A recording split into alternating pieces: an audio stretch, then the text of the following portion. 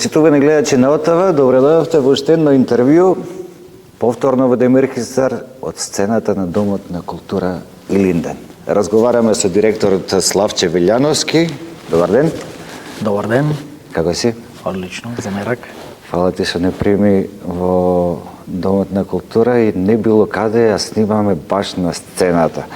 Па не почнал вака за да бидеме експедитивни.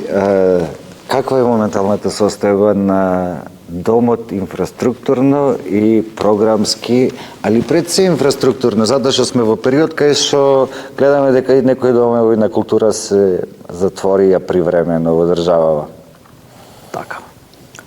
Нема да бидам скромен, можам слободно да кажам дека Домот на културата Илинден Демирхисар се наоѓа во една одлична ситуација, како инфраструктурно, така и на ова другото поле, односно програмски.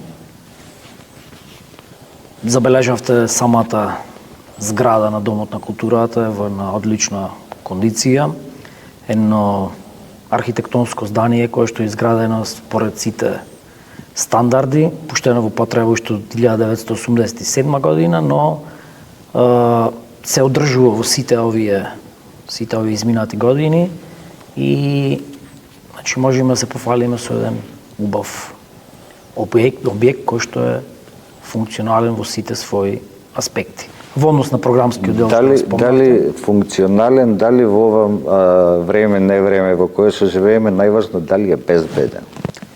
Се надеваме дека да, бидејќи сите оние безбедносни сертификати и протоколи кои што се пропишани според законите се запазени. Се запазени. Да.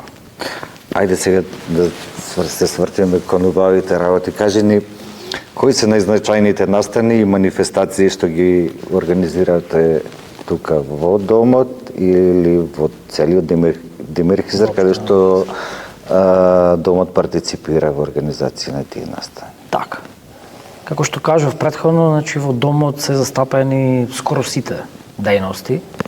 Фолклорна дејност, музичко-сценска дејност, драмска дејност, кино-прикажувачка дејност, литературно-издавачка дејност и можеби некоја галериско-изложбена дејност и можеби некоја и испуштив.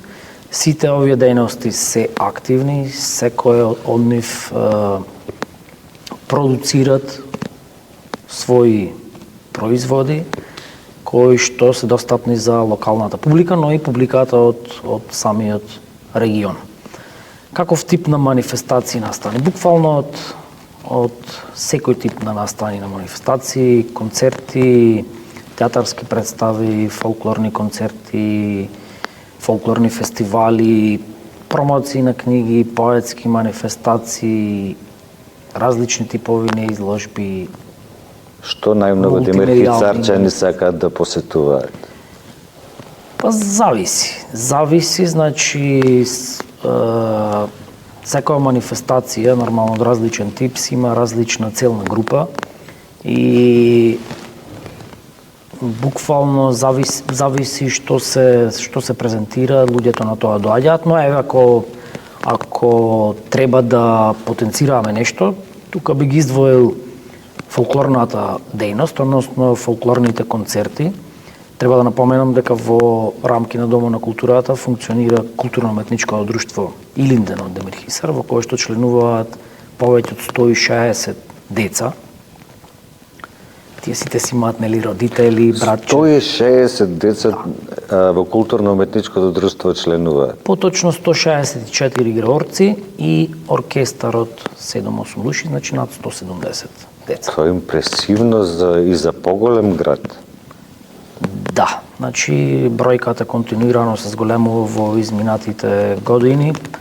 Може би недостатокот од повеќе други активности во самото градче, односно во самата општина придонесува за децата да се запишуваат на фолклорно, кога ќе спомниме дека самото друштво обстојува 32 години и активно 32 години, значи самите демирхисарци си се наклонети кон таа фолклорна традиција и воопшто кон народната традиција на Македонија, можеби и затоа се запишуваат и активно учествуваат во културно-уметничко друштво.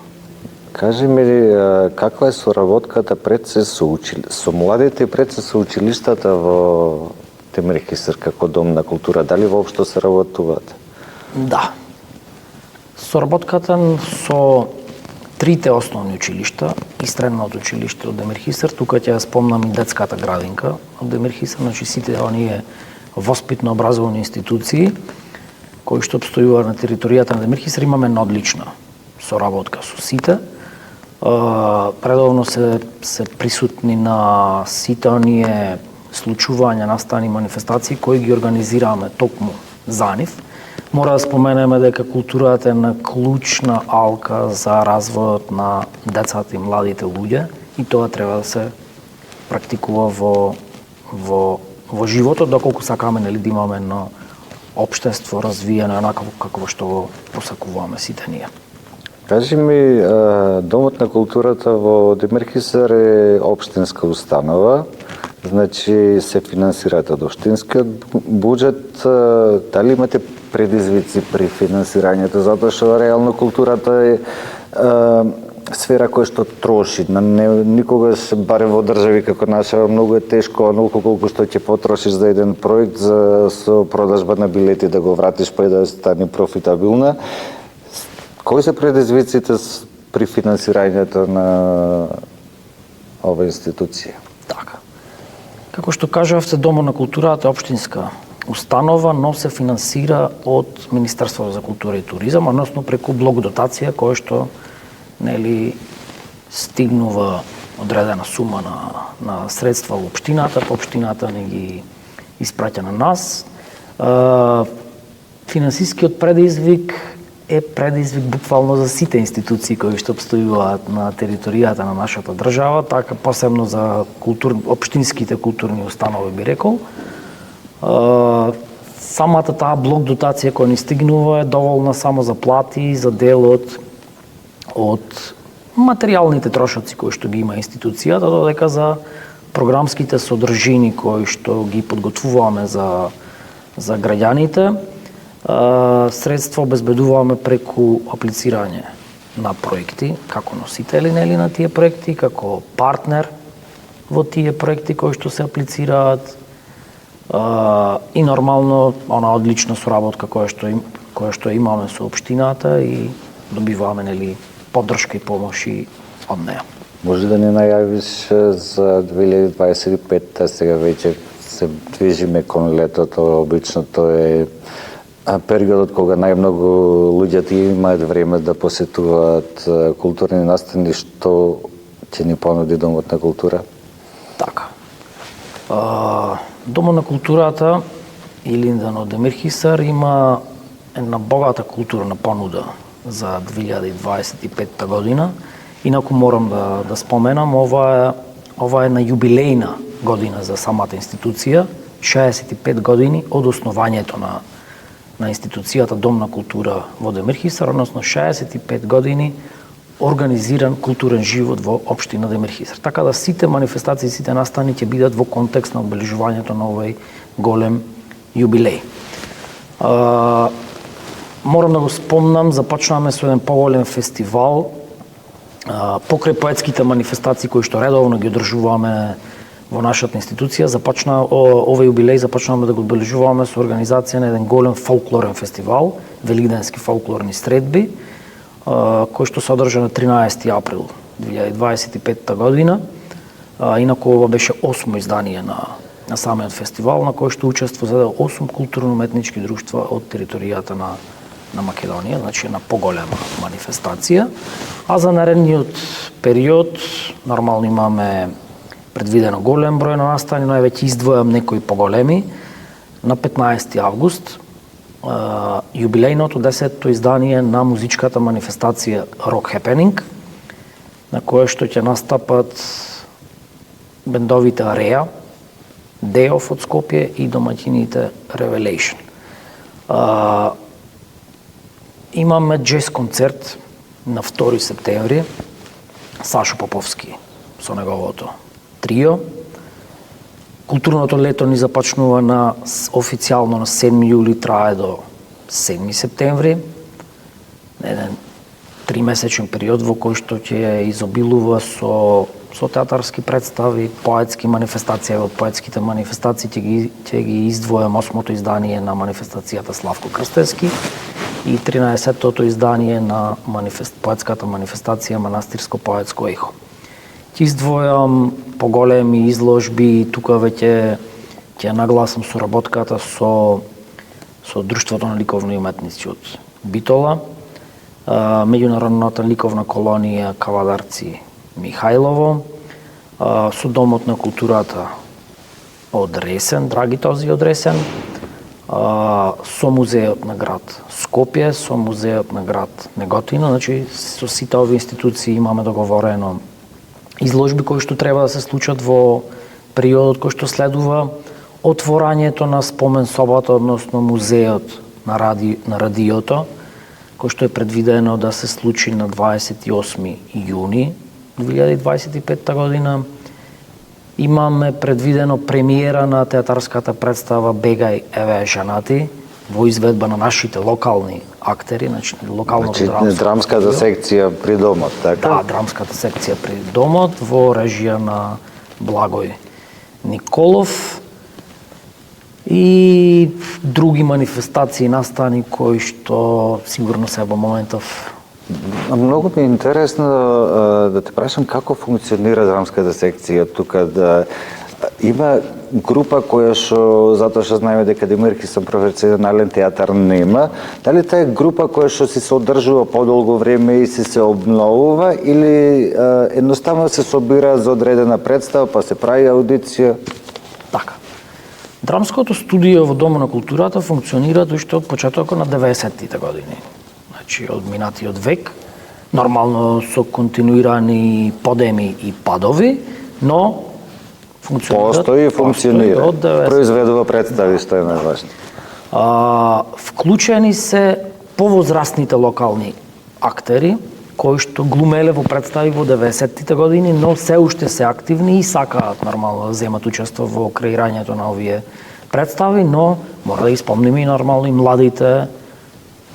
Има интерес од младите за да бидат? Да, има интерес, имаме млади актери. Инаку студиото беше возобновено пред 3 години, ова е веќе трета година, 2 представи веќе ги подготвиме и ги прикажаваме не само во Демирхисар, туку и во соседните општини Ресен, Крушево и Кичево. Ова година веќе ни е трета поред редоследна, каде што се подготвува театарска представа. Актерите горе-долу младите се тие, се вклучуваат, како што кажав, и нови, но имаме и од тие повозрастните. Дали сте помислиле сега, беше те прашав пред малку за финансирањето, дали сте помислили да искористите европски фондови за култура? Затоа што има прилично добри фондови за особено за култура. Дали сте размислили во тој правец? По принцип, значи морам да нагласам дека аплицираме редовно на овој конкурс што си е тоа Министерство за култура и туризам за годишната програма. Можем да кажем дека сме успешни сиве овие години, значи добиваме проекти од Министерството, како носители, така и како партнери на други физички лица, но и други издруженија и невладини организации кои што аплицираат на тој конкурс, и дел од таа програма кој што ја имаме ние како институција се пополнуваат од сите овие манифестации. Во однос на аплицирањето на други конкурси, посебно на европските, да, сум размислувал нормално, но сепак за нив е потребна и професионална помош, како би се изразил, сепак се малце по-специфични самите апликации и самите повици. И сака и поголема подготовка за да се воопшто се стокми еден проект за да би се аплицирало. Пред да те прашам за како го гледаш ти Домот на култура по 10 години, каква е твојата визија, мора да спомниме една работа која што јас за прв пат слушав пред 10 на години, па и повеќе, дека овој Дом на култура има музеј радио. Раскажи ми нешто за него, што е тоа чудо што го имате тука? Така, значи конкретно за музејот на радиото, Демирхисар е една од општините во кои што во минатото обстојуваше радио Демир Хисар. Односно, 80-тите години се до 2007 година, значи си во рамки на Домот на културата имаше радио Демир Хисар. 2007 година таа институција, ќе ја наречам, е укината, како и останатите приватни радиостаници односно национални радиостаници во државата. Идејата за создавање на една спомен соба, односно музеј на радиото, е од пред 3 години.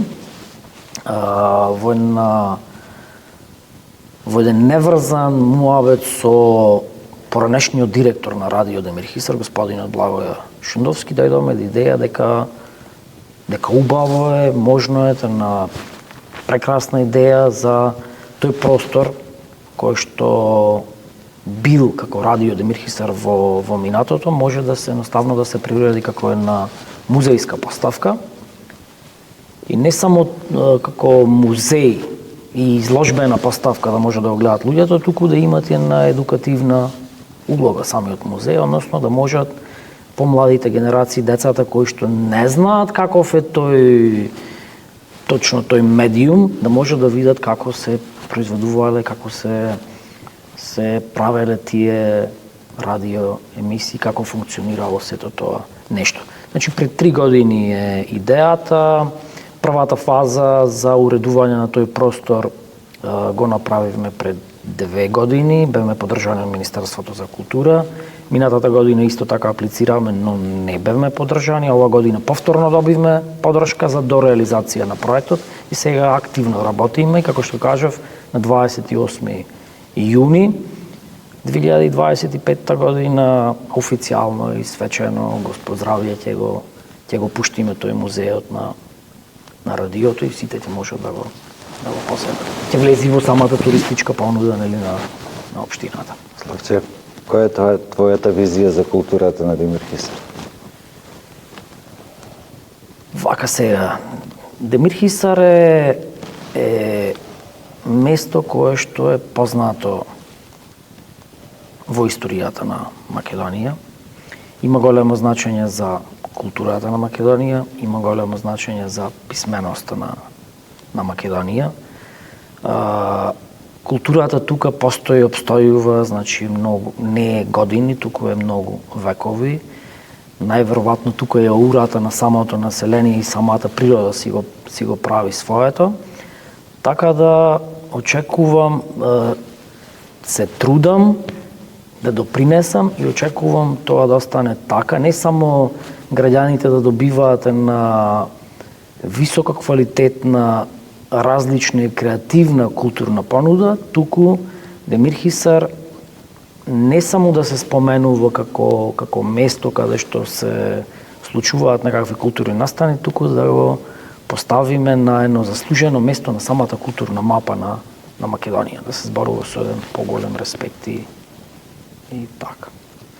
Ти благодарам за разговоров и ти посакувам многу представи, многу изложби, многу концерти, многу културни настани да се случуваат тука и заедно со домот и населението културно да расте. А вас, почитувани гледачи, ви благодарам што гледавте и се гледаме во некоја друга прилика.